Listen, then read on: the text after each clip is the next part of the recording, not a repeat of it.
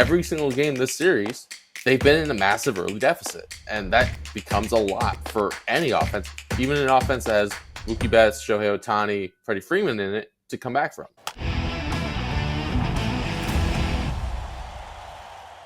Fabian Ardaya from The Athletic covers the Dodgers, does a great job there, listening to some of the podcasts they do on The Athletic as well. Fabian, great to have you on, man. You having fun covering this Padres-Dodgers series? You got enough storylines to write about? It's certainly been keeping me entertained. I feel like the workday is usually the quiet day when it comes to like a middle of a series, but it certainly was probably the most entertaining workday I had to deal with, and all the games haven't disappointed. Yeah, yesterday was awesome. We'll get into that. I just want to start here. We covered it a little bit yesterday on the show, but I wasn't on yesterday.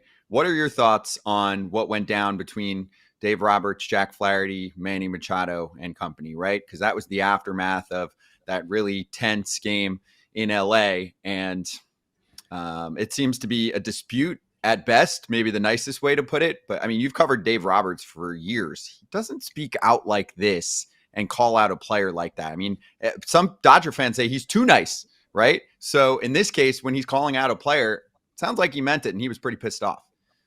Yeah, I think like a few Dodgers were definitely irritated at the very least of what sort of happened. Obviously, seeing the ball sort of roll towards the Dodgers dugout, specifically to where Dave Roberts was sitting. They sort of saw that was a message trying to be sent by Manny Machado, which is why you saw Teoscar Hernandez react. You saw Jack Flaherty really react. And obviously, the emotions had already been high between Jack Flaherty and Manny Machado. So I think you sort of saw that entire situation kind of spiral a little bit. It seemed like as of yesterday, though, that they sort of let bygones be bygones. You didn't really see anything yesterday. Obviously, Dave Roberts got booed pretty heavily at Petco Park, which is to be expected.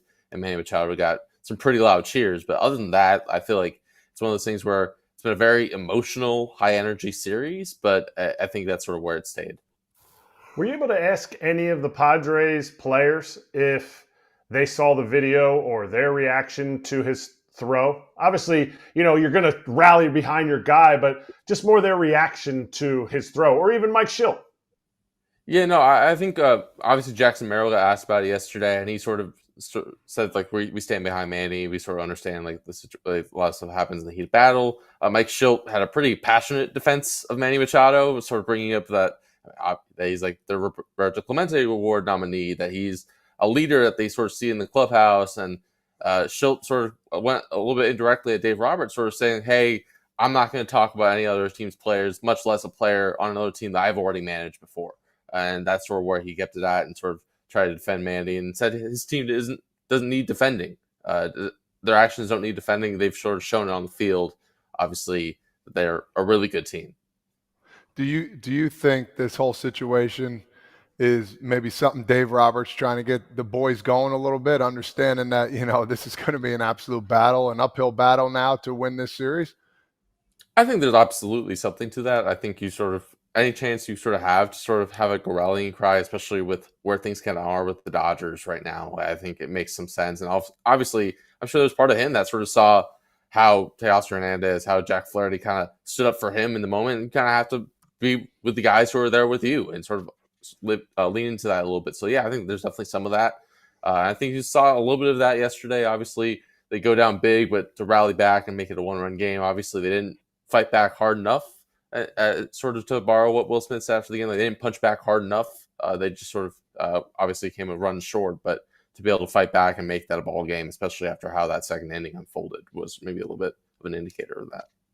So what do you think's the main problem here that could end their season? We had our Dodgers territory post-game show running last night, and you're just hearing everything from the fans, from Roberts, of course, to the lineup going 1 for 21 after the Teo grand slam, to the starting pitching, which stands out to me. And I know they got to Michael King yesterday. That's great for them. But when you looked at this roster heading into the year, you were like, there's some star power with guys like Freddie, Mookie, Ohtani, etc. But also this team should be really great at run prevention starting at the beginning of the game. And let's be real, there's not much to trust right now. And this is like all of it coming together with a bullpen game to save their damn season. Yeah, I mean, it's the starting pitching. It really is. Like, I think at the end of the day, I wrote this after game two. Like, they knew going into this October that they were going to have to slug their way out of every pretty much game that they got to, just because of the state of the starting pitching right now. You sort of look at it with all the season-ending injuries they've had. The significant time missed. I mean, Tyler Glass now obviously not part of the pitching plans. Clayton Kershaw not part of the pitching plans. Gavin Stone, who was a breakout rookie this year, not part of the pitching plans. And there's countless other injuries that have sort of cut things short. Like River Ryan probably would have started a postseason game at this point, even though obviously he only had a handful of starts under his belt. But obviously he tore his UCL, required Tommy John surgery. You're kind of looking at this like so many guys have been out due to injury or not 100% due to injury. Obviously, Yoshinobu Yamamoto has only pitched into the fifth inning once since coming off the IL, and you're starting to see the ramifications of that. I think when they acquired Jack Flaherty at the time, they sort of saw him as a guy to maybe solidify their playoff rotation, guy who pitch game 3 or game 4, but he is as important as anyone in this rotation right now. And the Dodgers have been in a position where every single game this series, they've been in a massive early deficit. And that becomes a lot for any offense, even an offense that has Mookie Betts, Shohei Ohtani, Freddie Freeman in it to come back from. Is this the first time the Dodgers have faced any adversity, any pressure throughout the entire season? In the sense that, like, Dodgers have always, they made their lineup, they made their roster, $1.2 billion, all the narratives that were from the offseason. And now, tonight, is their first time that they're actually facing pressure. They can say, well, there's pressure to be the best team. They accomplished that. Now they're facing pressure, and they don't even have a starting pitcher, like you said. I mean, adversity-wise, I would argue that a lot of the season's kind of gone that way. I think you sort of look at, like, you spend a lot of money, you sort of do that. And yes, they still finished with the best record in baseball, but they only won 98 games compared to like winning 100 games the previous few years, obviously having that sort of record pace. A lot of things have kind of gone wrong over the course of the season. Dave Roberts remarked multiple times in September, like, it does not feel like they have the best record in baseball just because there's been all the pitching injuries. There's been Freddie Freeman missing significant time. Obviously, the situation with his family. Mookie Betts missed multiple months. They were able to sort of sustain it and sort of get through to this point, but I feel like they understood that every single one of those blows over the course of the regular season, they probably could survive it, but these are things that are going to have ramifications in October. I think you're starting to see the ramifications of that and the manifestation of that. This is a team that is pretty battered at this point. The rotation is a major question mark. They're throwing out a bullpen game in game 4 and an elimination game, and they're in a situation where they aren't 100% that Freddie Freeman's going to be in the lineup. I would say he's going to be in the lineup in the elimination game, but you're in a position where Freddie Freeman's hobbled, Miguel Rojas is hobbled.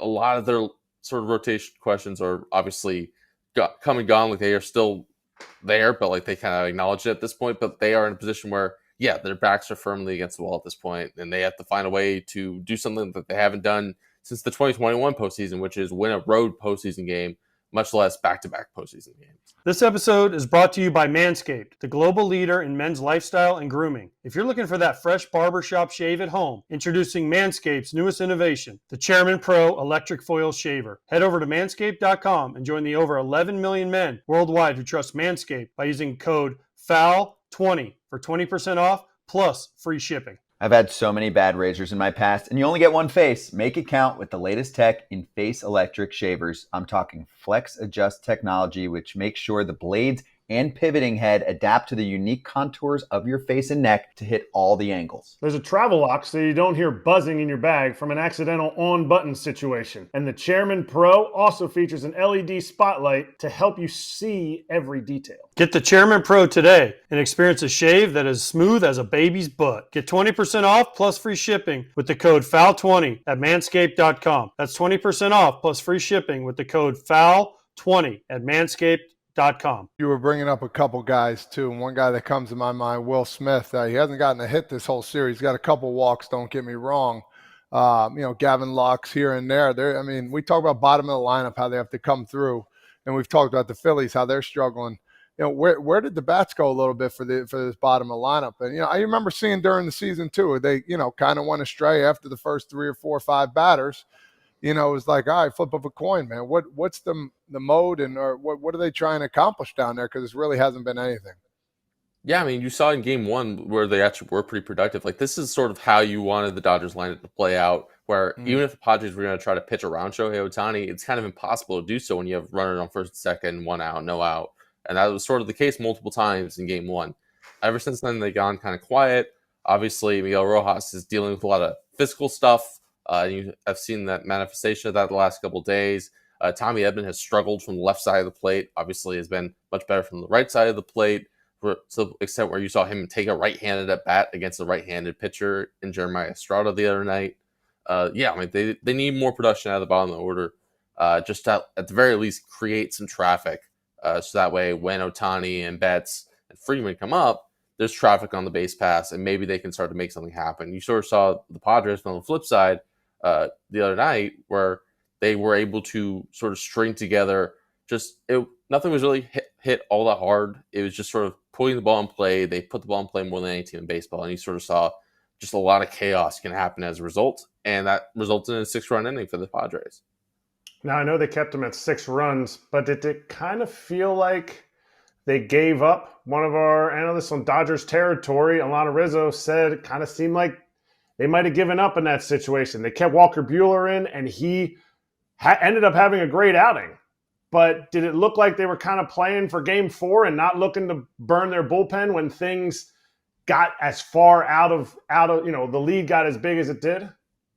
I think with a 6-1 deficit, I think that's something that makes some sense, obviously, to think for tomorrow, understanding like that's going to be an elimination game. I think they balanced it pretty well, honestly. I think they kind of looked at it where you had to get some level of length out of Walker Buehler. I think he was still outside of, obviously, that second inning where the main thing with him in that inning is he couldn't put a guy away with 2 strikes. He had 6 batters go to a 2-strike count and only recorded 1 out in those situations. But other than that, I was doing a good enough job forcing soft contact, getting through innings.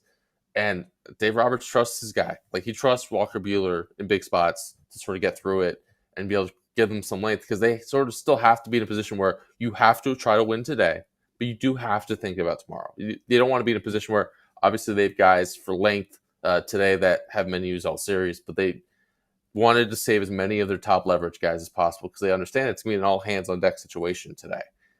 Whether it's winning Game 3, which if they had come back and won, I think they still would have thought about it the same way, where if you can try to stifle this where you can, you do it. But also understanding where there still is a big game today in Game 4. You sort of have to think things through that way, especially if you're going to use this bullpen as heavily as you have to, especially with how your starting pitching is gone. I have a question for you about Buehler from last night. I mean, how do you evaluate his performance based on what you've seen from him since he's come back? I mean, he didn't strike anyone out. You did have the ground balls that, kind of whereas defense kind of let him down, that led to the big inning for San Diego. So it's not like he necessarily pitched bad, but it's just so weird to see this version of him after seeing him thrive in the postseason, several years back for a few years with LA, like a borderline legendary postseason pitcher in somewhat of a short sample size, but he did it for a few years. But I'm just curious, do you think he can return to form to some extent? Because he's throwing somewhat hard, but the fastball doesn't play the same way anymore. Yeah, I think you're seeing the limitations of where he's at this point in his career right now. Obviously, the fastball, I think, is the big thing where you sort of saw, especially off of 21 when he was finished top 5 in Cy Young, that fastball was really able to blow by guys, especially with 2 strikes. He's not at that spot right now. Like, the velocity's good, the shape just isn't what it was, and you sort of see that it just doesn't play the same way. So he's a guy who's going to have to change how he pitches, and you started to see that a little bit over the course of September, where he's maybe adapted to who he is. But that's going to leave itself vulnerable, especially in October, especially when every kind of at bat matters, vulnerable to innings like the second inning. Like, you sort of see where if you just can't put guys away, then you're leaving yourself open to a lot of randomness, a lot of stuff where chaos can sort of happen just because balls are being put in play. I think outside of the Tatis home run, nothing was hit all that hard over the course of that inning, but you still saw just sort of how much pressure it puts on the defense when you can't put a guy away with 2 strikes. Buehler, I think, has sort of shown something this last month of the season in terms of there's still something that could be a very productive pitcher in there, especially as he gets further and further removed from Tommy John surgery. I know I was talking to Daniel Hudson, who's had 2 Tommy John surgeries himself, and he said it takes about a year after when you first come back to really start to feel like yourself again. So maybe there's something that shows up for him in spring training next year where he starts to look a little bit more like the old version of himself. But the version of him right now, I think you sort of saw the limitations of that last night. Well, Fabian, appreciate the time. Thanks for swinging by. Enjoy the next one here. We'll see if the season continues for the Dodgers. Everyone give Fabian a follow, first and last name on Twitter, and check out his articles in The Athletic. Great talking to you, man. Appreciate it. All right. Thanks for having me, guys. Hey, everybody. Be sure to like and subscribe for more content. We're back here every weekday, all year long, so do not miss an episode. The videos are coming in all day. Here's another video you might enjoy. Baseball the way it should be covered.